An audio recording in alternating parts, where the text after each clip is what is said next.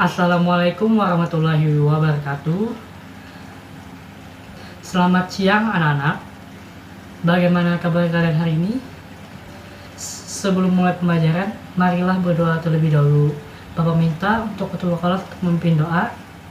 Oke, ada ketua kelasnya di sini. Oke, silakan kepada ketua kelas untuk memimpin doa.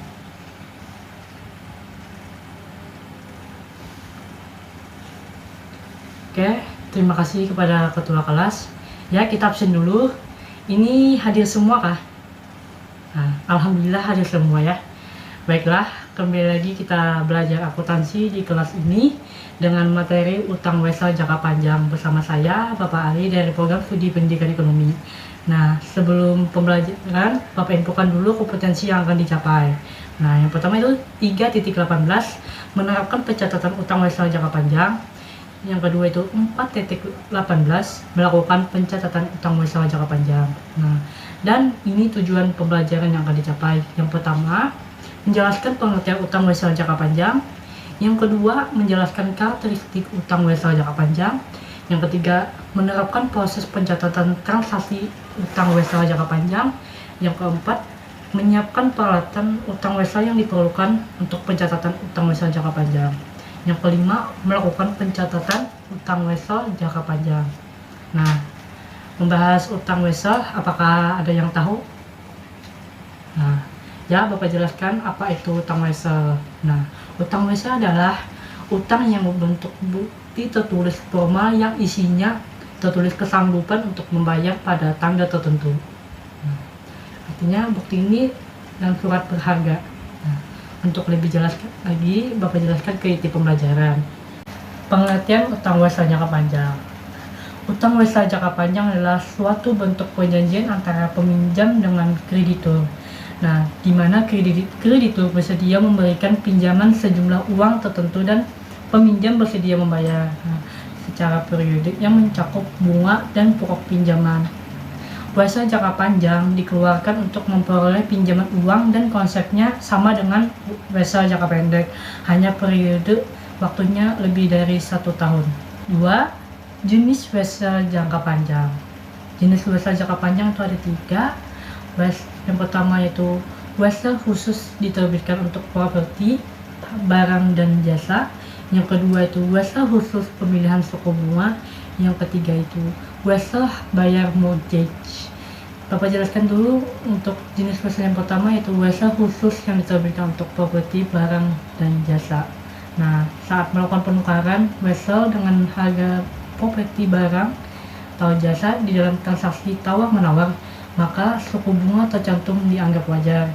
Nah, yang kedua yaitu wesel khusus pemilihan suku bunga. Nah, perusahaan yang tidak dapat menentukan nilai wajar atas properti, barang, jasa atau hak lainnya, dan belum ada pasar tersedia untuk wesel, perusahaan harus memperkirakan suku bunga yang dapat digunakan atau imposition dalam menggunakan metode suku bunga efektif. Nah, pemilihan suku bunga yang dipengaruhi oleh yang pertama, suku bunga berlaku untuk instrumen sejenis. Yang kedua, faktor seperti perjanjian pengikat, jaminan, jadwal pembayaran, dan suku bunga utama. Yang terakhir itu yang ketiga itu wesel bayar mortgage. Wesel bayar mortgage adalah merupakan wesel dengan jaminan dokumen yang menjanjikan hak untuk properti sebagai pengaman peminjaman. Yang ketiga itu wesel jangka panjang. Wesel jangka panjang ini dikeluarkan untuk memperoleh pinjaman uang dan konsepnya sama dengan wesel jangka pendek, hanya periode waktunya yang lebih dari 1 tahun. Nah, contoh soal wesel jangka panjang itu contohnya pada tanggal 31 Desember 2019, PT Sentosa meminjam uang sebesar 150 juta yang dibayar pada promes bunga 10% dan akan dilunasi dengan 5 kali angsuran tahunan. Jurnal yang dibuat pada PT Sentosa adalah jurnalnya itu kita bikin tabel jurnalnya pada poin tanggal itu sesuai dengan di soal itu 31 Desember 2019, dan untuk keterangannya itu pada sisi debit itu kas dan sisi kredit itu utang wesel. Nah, untuk nominalnya, untuk nominal kas itu 150 juta dan utang wesel 150 juta. Nah, untuk pencatatannya kas 150 juta di debit dan utang wesel 150 juta di kredit. Nah, itu jurnal tadi itu untuk mencatat penarikan peminjaman promes. Nah, setelah kita menjurnal contoh soal dari besar jangka panjang tadi, sekarang kita mencari penentuan besarnya angsuran yang dapat dengan cara ya, menggunakan jumlah angsuran yang tidak sama besar. Nah, angsuran sama dengan angsuran yang lain tidak sama besar. Angsuran ini terdiri dari angsuran bunga dan angsuran pokok pinjaman. Nah, jumlah angsuran pokok pinjaman sama besar, sedangkan angsuran atas bunga tidak sama besar. Hal ini disebabkan karena jumlah angsuran untuk pokok pinjaman yang harus dibayar semakin menurun, sehingga angsuran untuk bunga akan semakin menurun juga. Nah, adapun contoh soal jumlah angsuran tidak sama besar. Nah, contohnya berdasarkan kasus di atas, contoh sebelumnya, PT Sentosa pada tahun 2019 harus mengangsur pinjaman setiap tanggal 31 Desember.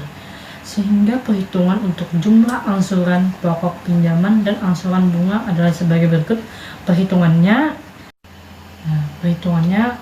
itu pertama tahun pertama 2019. Nah, kita cari dulu angsuran pokok pinjaman. Itu 150 juta dibagi 5. Nah, 150 juta itu di soal ini tadi, dan 5 ini karena angsurannya 5 tahun jadi dibagi 5. Nah, dapat 30 juta. Untuk angsuran bunganya itu 10% dikali 150 juta. Nah, sama dengan sesuai soal tadi 10%. Nah, jadi 15 juta untuk angsuran bunganya. Nah, jadi besaran angsuran tahun pertama itu tahun 2019 itu 45 juta. Nah, jurnal yang dibuat oleh PT Sentosa untuk mencatat transaksi adalah sebagai berikut. Nah, kita bikin dulu tabel jurnalnya.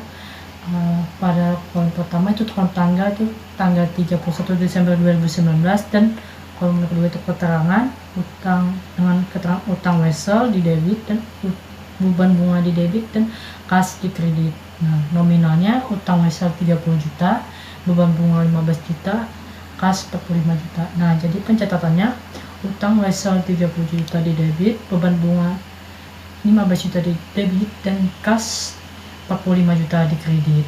Nah, selanjutnya untuk tahun kedua, nah kita cari dulu juga angsuran pokok pinjamannya, yaitu 150 juta sama seperti tahun sebelumnya. Nah, jadi totalnya 30 juta. Nah, untuk angsuran bunganya 10%, nah 120 juta. Nah, di mana dapat 120 juta ini tadi? Nah, pertama dari yang 150 juta tadi kita bagikan dulu 5 tahun. Nah, dapat kan 30%. Nah, karena ini tahun kedua, karena jadi setahun berkurang, nah jadi hanya dicarikan 4, jadi dapat 120 juta.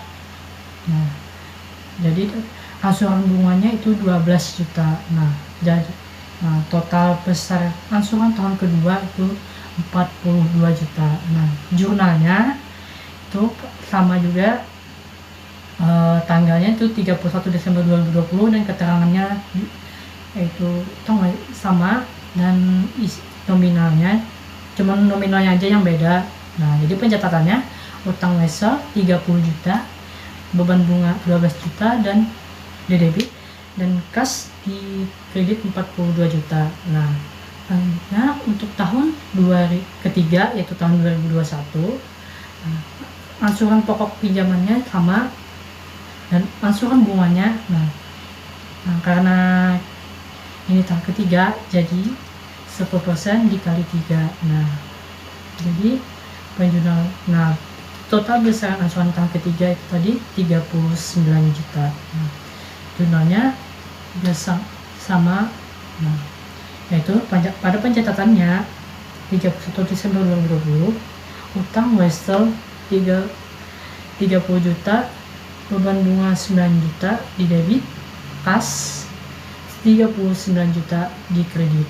Nah, selanjutnya untuk tahun keempat tahun 2022 angsuran pokoknya juga sama, yaitu 150 juta dibagi 5 dapat 30 juta. Nah, untuk angsuran bunganya 10%. Nah, sama juga itu karena kita tahun keempat jadi sisa 2 tahun. Jadi 10% eh, 30 juta dikali 2, nah dapat 6 juta. Nah, jadi besarnya total angsuran tahun keempat itu 36 juta. Nah, jurnal yang dibuat oleh PT Sentosa untuk pencatatan transaksi pada tahun keempat itu tahun 2022. Nah, pada kontangnya itu 31 Desember 2022. Keterangannya juga sama, utang wesel pada debit 30 juta, beban bunga 6 juta di debit, dan kas 36 juta di kredit. Nah, selanjutnya untuk tahun terakhir itu tahun kelima tahun 2023, angsuran pokok untuk mencari angsuran pokoknya juga sama 150 juta. Nah, dibagi 5 itu 30 juta. Nah, untuk angsuran bunganya itu 10% dikali, karena sisanya cuma 1 tahun terakhir itu, jadi 10% dikali 30 juta dikali 1. Jadi dapat 3 juta untuk angsuran bunganya. Nah, jadi total besaran angsuran tahun kelima itu 33 juta. Nah, zonanya juga sama seperti tahun sebelumnya. Nah, jadi pencatatannya 31 Desember 2023, utang wesel 30 juta di debit, beban bunga 3 juta di debit, dan kas 33 juta di kredit. Nah, sampai sini apakah ada yang ditanyakan? Oke, alhamdulillah tidak ada yang bertanya, artinya paham semua ya. Nah, karena tidak ada pertanyaan, Bapak kasih soal praktek. Silakan kalian kerjakan. Waktu pengerjaan 15 menit dimulai dari sekarang. Oke, sudah habis waktunya, silakan kalian kumpulkan ke Bapak. Oke, habis sudah pembelajaran kita pada hari ini. Sebelum menutup pembelajaran, apakah ada yang bisa menyimpulkan pembelajaran kita hari ini? Karena tidak ada yang bisa menyimpulkan, biar Bapak saja yang simpulkan. Jadi pembelajaran kita hari ini mempelajari dari pengertian utang wesel jangka panjang, yaitu suatu bentuk perjanjian antara peminjam dengan kreditur, di mana kreditur bersedia memberikan pinjaman sejumlah utang tertentu, dan peminjam bersedia membayar secara periodik yang mencakup bunga dan pokok pinjaman. Selanjutnya itu jenis utang wesel itu ada 3. Yang pertama, wesel khusus yang diterbitkan untuk properti, barang, dan jasa. Yang kedua itu wesel khusus pemilihan suku bunga. Yang ketiga itu wesel bayar mortgage. Nah, ada juga penentuan besarnya angsuran dapat dilakukan dengan cara, yaitu dengan jumlah angsuran tidak sama besar, serta perhitungan dan pencatatan jumlah angsuran yang tidak sama besar. Nah, itu tadi kesimpulan pembelajaran kita pada hari ini. Silakan nanti dicek di e-learning atau portal belajar. Nah, ada tugas latihan yang dikerjakan di kertas dan lalu diupload di e-learning. Nah, tugas dikumpulkan mulai dari sekarang sampai minggu depan jam 12 siang. Oke? Apakah ada pertanyaan mengenai tugas ini? Nah, oke, karena tidak ada pertanyaan, kita tutup pembelajaran kita pada hari ini dengan mengucapkan alhamdulillah. Alhamdulillah. Itu saja dari Bapak. Salah hilaf mohon maaf. Wabillahi taufiq wa hidayah. Wassalamualaikum warahmatullahi wabarakatuh.